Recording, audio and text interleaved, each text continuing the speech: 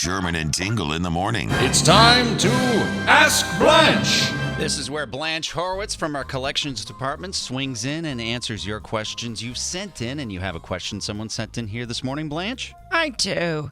It says, Dear Blanche, what is the scariest situation you've ever been in? Charlie in Lemont.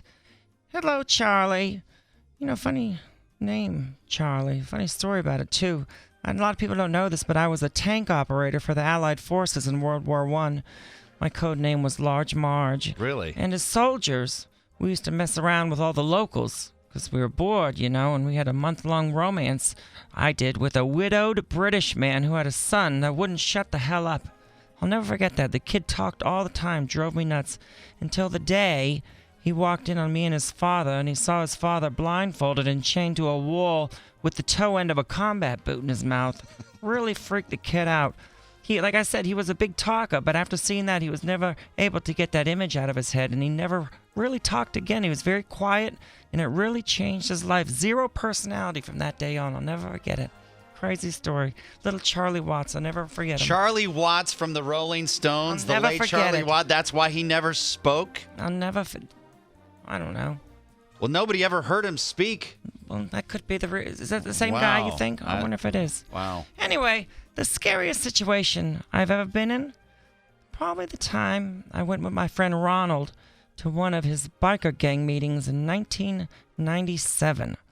He was a working professional, but also was a member of a popular Chicago biker gang called the Lords of Leather. And one day, he took me to a ceremony where he was getting promoted from prospect to enforcer. Wow. Now, I didn't know this until I got there, but as his old lady, it was my job to brand his backside with the club insignia.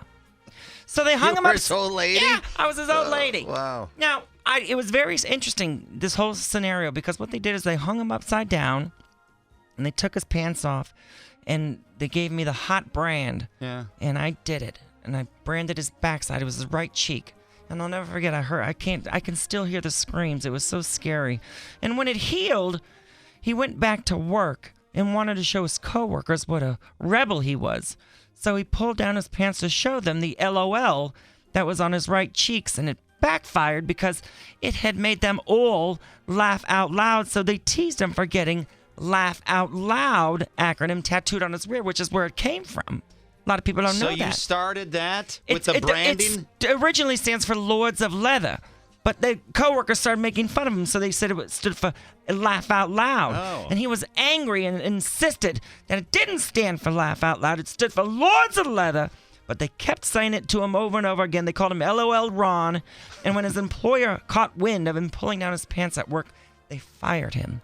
In 1997, the last day you ever saw Ron Majors on the air. Ron Majors, the I'll never television forget it. anchor? That wasn't Ron I will never forget it. Look, if you ever find out and know anybody in his family, ask him about the LOL on his right cheek. Wow. Lords of Leather, Ron Majors. Well, thank you for that info, Blanche. You're welcome. I'm a Chicago historian here to serve you.